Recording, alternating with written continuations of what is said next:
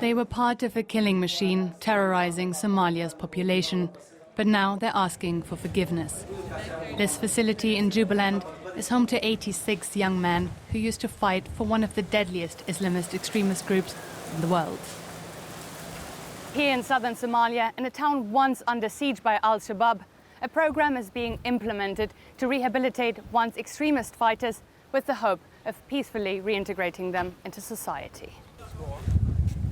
The former fighters here, mostly men aged between 24 and 29, have been granted amnesty and are seeking a second chance. 2 of them are willing to share why they decided to defect. For their safety and security, we have withheld their location and real identities. We're calling them Isa and Ahmed. Isa was just 15 years old when he joined the group 5 years ago. At first, people joined because of religion. They say they're promoting religion, but this is just a front. Actually, they're killing innocent people for no reason. Similarly, Ahmed joined al-Shabaab at the age of 16. It took him 8 years to escape from the group.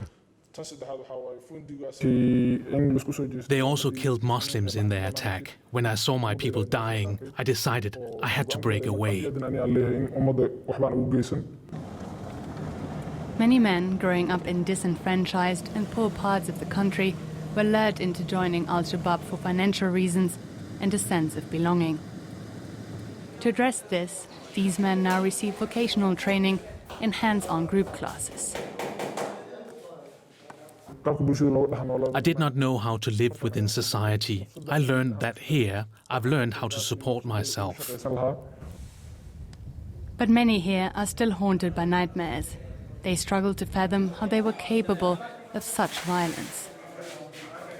Just 70 kilometers away from this now peaceful town, peacekeepers mandated by the African Union are still waging a war against the militant group.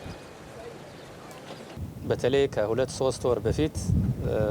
have fought a lot and liberated several areas in the past 2 or 3 months. We are also working on a plan to liberate the areas still under the control of al-Shabaab and hand them over to the Somali army.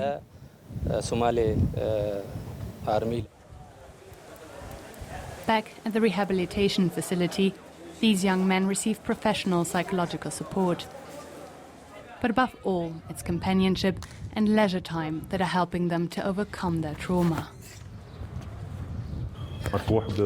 We can talk to each other about all the things we've done wrong and give each other support about how not to fall back into our destructive ways. For Somalia, I hope for the birth of a united government, and for my life, I hope to work for the benefit of my country and for my people. With their new skills, Isa and Ahmed intend to make a positive contribution to society again. They hope other young people won't repeat their mistake of joining al-Shabaab in the first place. DW's Melanie Cura Daball reported that story for us from Somalia. She joins us for more from Nairobi now. Hi, Melanie. Put this into context for us. How powerful is al-Shabaab in Somalia right now? Despite long and ongoing combat operations by African Union peacekeepers and Somali security forces, al-Shabaab still controls large swathes of the countries. It has been flushed out of some strategic cities, including the capital, but it still holds a lot of territory, especially in rural areas. Al-Shabaab is well known to be using indiscriminate violence against the Somali population, but it's also well known to be able to generate revenues, to take good care, financial care of its fighters, and to provide services that many Somalis have to turn to in the absence of strong state institutions. So in many ways, the group really draws its power from the absence of the state, the weakness of the Somali state. For such a powerful militant group in Somalia, Melanie, how difficult is it for fighters to leave this group?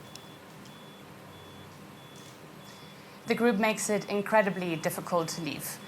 Many al-Shabaab fighters, former al-Shabaab fighters I spoke to at this facility told me that they were warned numerous times that if they did leave, they would have lethal violence coming their way. So of course they're terrified of retaliation. This is why we had to hide their identities. But they were also saying that they are hopeful that they can inspire others to do the same and to leave. In this facility, a total of 300 men have been rehabilitated. There are a few other programs like this one across the country, but many Somalis, and especially fighters, al-Shabaab fighters, who are doubting, they don't know about the programs yet. So the hope is really that those who have been rehabilitated, who are reintegrating into society, that they are the ones who can inspire them to leave as well.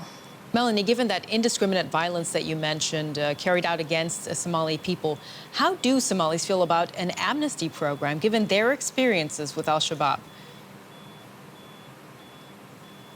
The people I've spoken to on the ground really do believe that the amnesty program and rehabilitation centers like this one are absolutely essential in order to pave the way for peace and to get rid of al-Shabaab. We went to a city which has been liberated from al-Shabaab a few years ago, and it's slowly coming back to life. It's becoming home to returning refugees, to internally displaced Somalis settling in the area.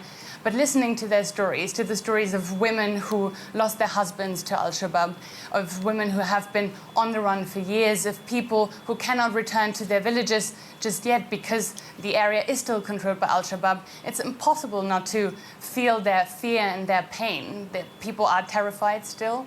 There is no such thing as feeling safe, but there is hope. And a program like this one is what is giving the people hope there. All right, DW's Melanie Cura Daball reporting for us. Thank you very much.